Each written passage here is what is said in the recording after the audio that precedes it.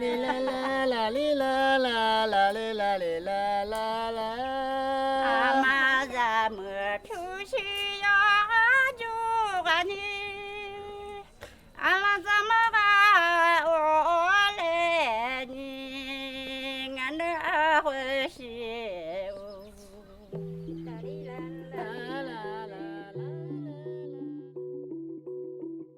In 2019, traditional designs belonging to the Oma ethnic group of Laos were plagiarized by Max Mara, an Italian fashion company.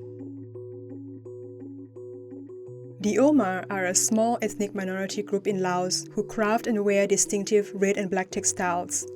Their population of about 2,800 people live in 8 villages not far from China's southern border. ตั้งแต่มีพระโอมาเฮาออกมาจากประเทศจีนถือว่าอยู่ประเทศจีนของเขาหาสนามไส้เนาะแบบการทักเซลการยีบต่างๆทั้งหมดก็ถือว่าที่ของเฮาเป็นพระโอมาแล้ว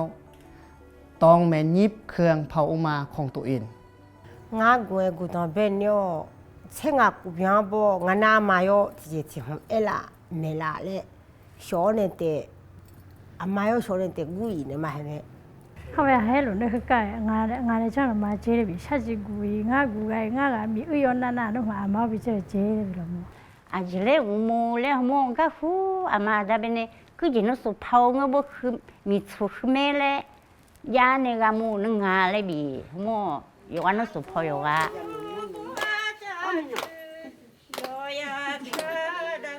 หมู่ของพวกเขาที่ว่าเคยเฮ็ดเวียกกับพวกเขาเราไปเที่ยวประเทศหนึ่งในทวีปยุโรปเนาะแล้วเราไปเห็นมีหลายผ้าหนึ่งคล้ายๆกับผ้าโอมาแล้วเราถ่ายรูปส่งให้พวกเขาเบิ่งแล้วถามว่าเจ้าเฮ็ดเวียกนำบริษัทนี้บ่เขาก็ว่าบ่เฮาบ่ได้เฮ็ดนำเขาก็ถามชาวบ้านก็บ่ได้เฮ็ดนำเขาเจ้าพิมพ์ใส่เครื่องนุ่งหลายๆอันตั้งแต่เสื้อทรงกระโปรงโดยที่บ่ได้แม่นชาวบ้านเซลพิมพ์ติดซะเลยเขาเจ้าก็บ่ได้เขียนหรืออ้างอิงว่าลายผ้านี้แม่นลายผ้าของชนเผ่าโอมา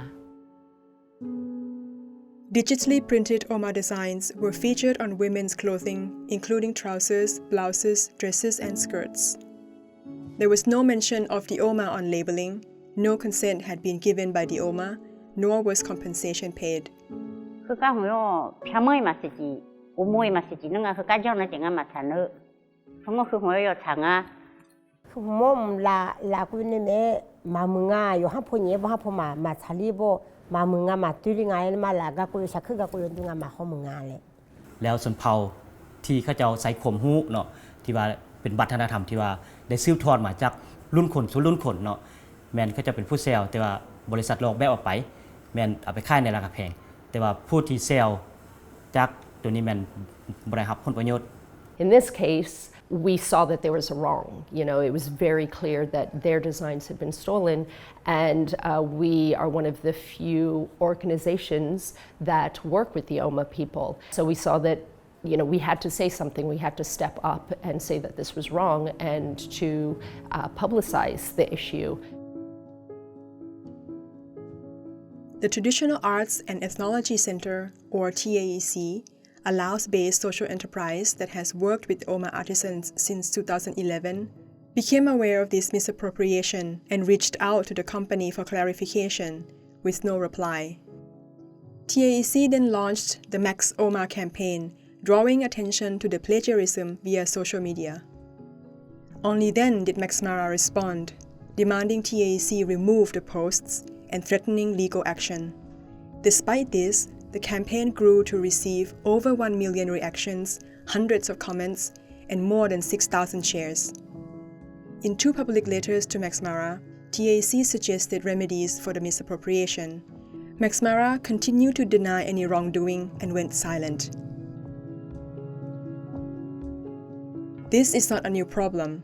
Fashion companies have been copying traditional designs for decades. Historically, fashion designers claim that they were inspired by traditional clothing from places like China, Morocco, Mexico, Kenya, and many other countries. They often did not acknowledge where these designs came from or share any profits with the source communities. It is now recognized that this inspiration was usually misuse and misappropriation, and in many cases, even outright plagiarism. It was clearly not inspiration, it was a cut and paste job. They digitally copied and printed those designs onto Western style clothing, but the colors, the size, the composition of them were exactly as Ioma used them. One might assume that traditional designs can be protected in the same way that other forms of creative work are, through copyright, trademarks, and geographical indications. However, these conventional intellectual property tools are not well suited to the traditional cultural expressions of communities. This is because they often require an individual or a specific company to be listed as the creator and owner of the knowledge. การแสดงออกทางด้านวัฒนธรรมเนาะอยู่ลาวเฮานี่เท่าที่ประสบการณ์เคยรับขึ้นทะเบียนด้านทรัพย์สินทางปัญญามาหั่นบ่ว่าจะเป็นเครื่องหมายการค้าบ่สิทธิบัตรบ่ลิขสิทธิ์หรือว่าถิ่นกำเนิดหั่นนะก็ยังบ่ทันแท้เหมาะกับการปกป้องด้านนี้ First of all, copyright. We need to know who is the creator, the owner of the works. But in case of traditional expressions,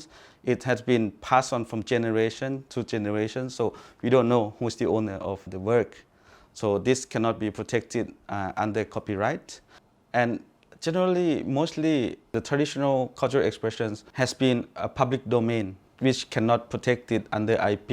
In terms of international norm, there is no international treaties that protects traditional and cultural expression at the moment. Unfortunately, in most countries, traditional knowledge is considered to be in the public domain, meaning anyone can use it or profit from it. There is no law in place forcing the companies or designers to buy original textiles from local artisans or to ask permission to use their motifs. It is even possible for a company to copy traditional patterns and register them as their own work. Indigenous communities have argued that the existing intellectual property definitions disenfranchise them and do not recognize local modes of knowledge transmission and custodianship. Traditional motifs have cultural significance. They reflect a community's identity and are passed down from generation to generation. There is no individual owner, and their use is governed by customary laws. In Laos, we are a country that has a rich of traditions, a rich of culture, which is in many ways different or unique to other countries. So if we can protect the IP part of the traditional and cultural expressions, then it will promote the work of ethnic people, generate income, and they get credit for that, and they get royalty for it.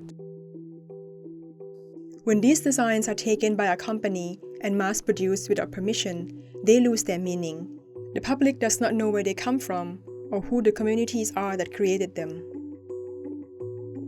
Many of these communities also derive income from the sale of their handicrafts, and use of these designs without their involvement can seriously damage opportunities for them to benefit from their own cultural heritage. Mucho había yo telema esa había tema que tanio mucho tilaguru cabe ni sengua son segua man le bi boyo shosho abolotio. Kena boga fuyo mo umuti mo biana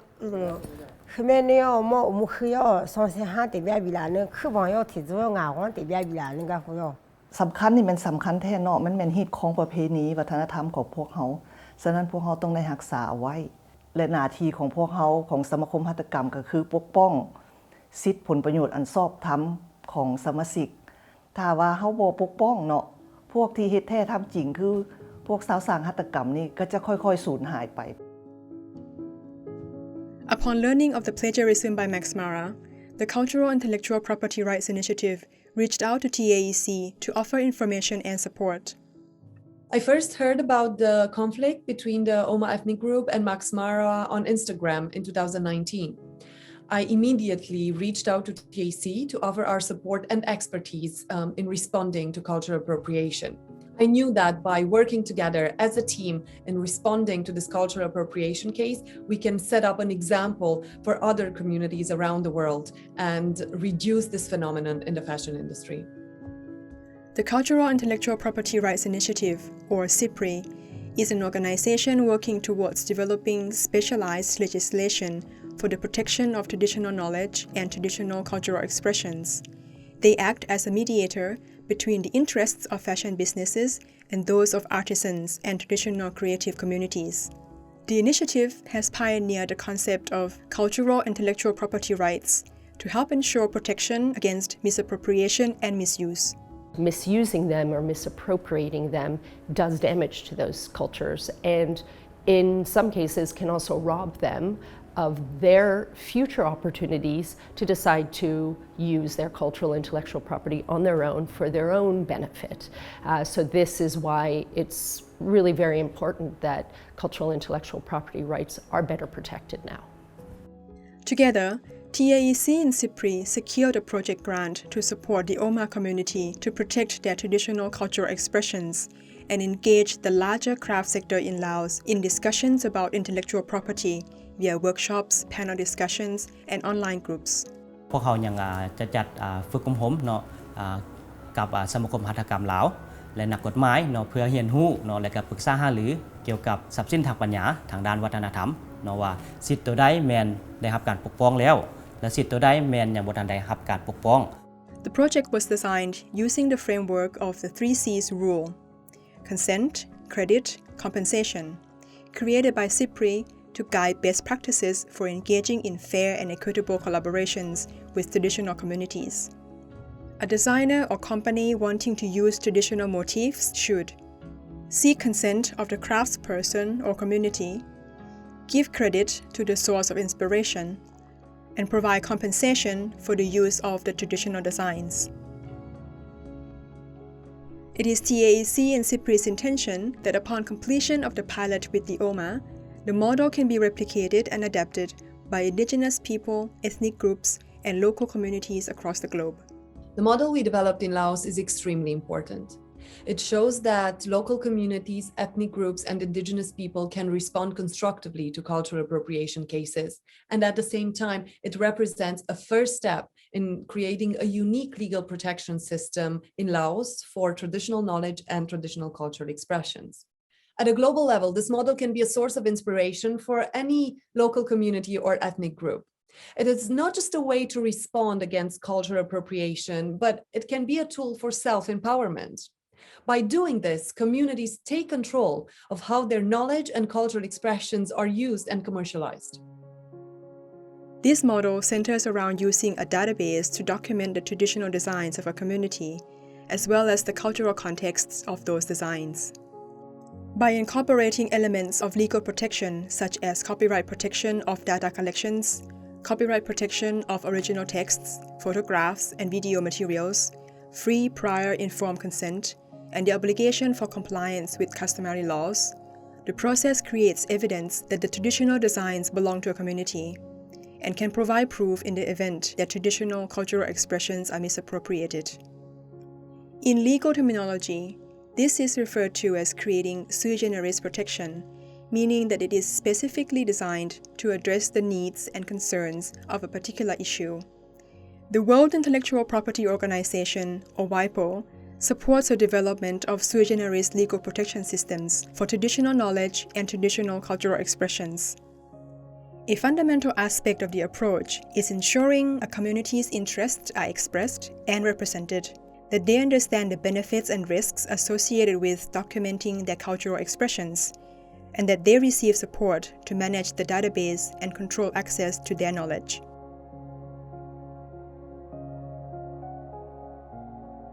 The key components of this model include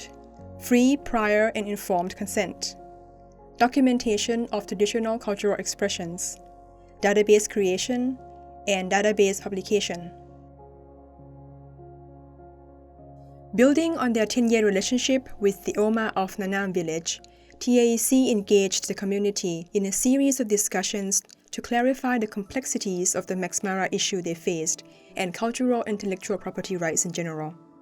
These consultations with village leadership, elders, women, artisans, and youth were held separately in order to encourage open discussion among peers. The goal was to gauge if they were ready to document and protect their traditional designs, and if so, to obtain their consent. Sessions such as these are imperative to the process of obtaining the free, prior, and informed consent of the community. From both an ethical and legal perspective, Any work with a community that will require the sharing of their traditional knowledge and designs should first ensure this explicit consent. What is particularly important about traditional cultural expressions is that they are not just simple elements of design or aesthetic. They are often part of the spiritual and cultural identity of a community, and that's why we need to treat them with ethics and respect.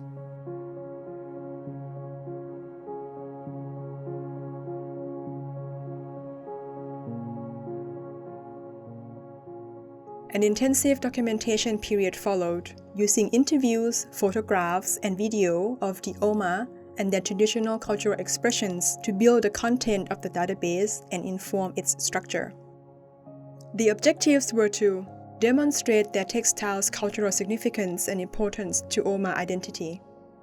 document the customary use and taboos of the textiles,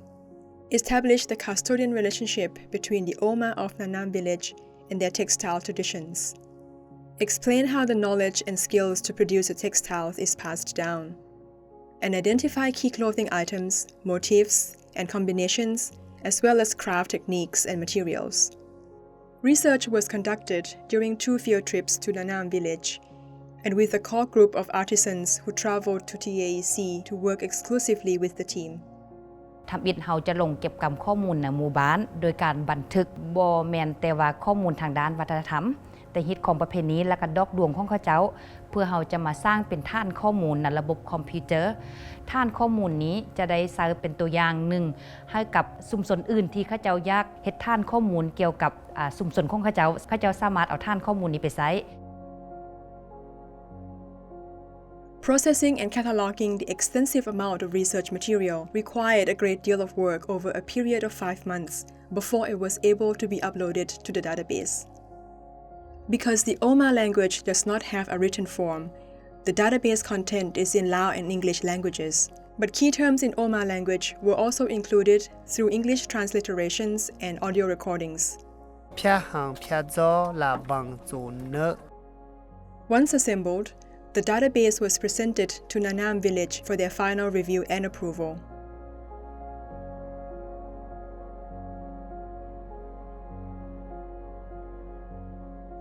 As the last step in the process, the database was published online. However, most of the database is password protected. Only with the consent of the Oma of Nanam village, or TAEC, their legal representative for this initiative, can access be granted.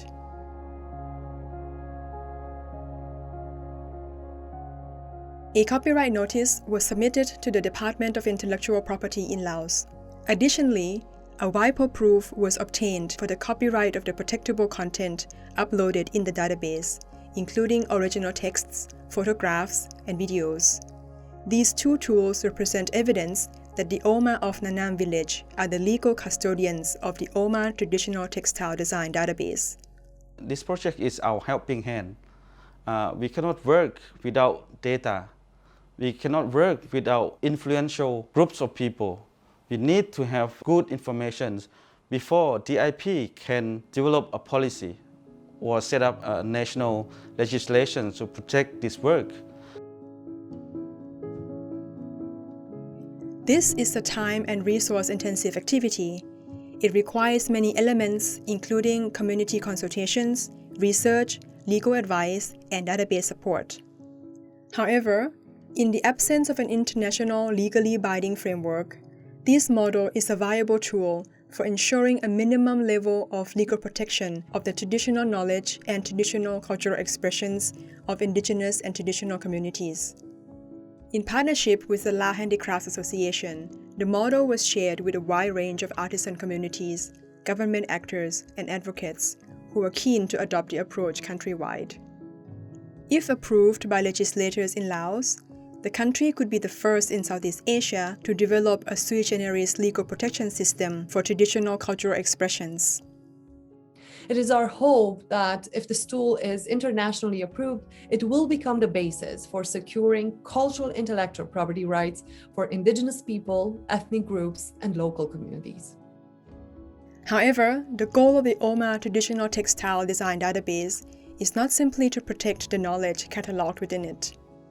The Oma are keen to partner with designers and companies and the database is an opportunity for those who are interested to learn about their craft and collaborate with them.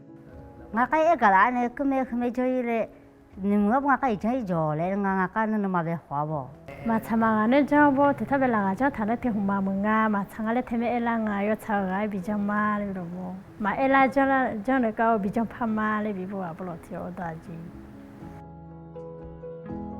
The database template used is available to be licensed, royalty-free, to other communities and advocates who would like to protect cultural intellectual property. The hope is that it can support both communities and companies by providing tools needed to work together more equitably.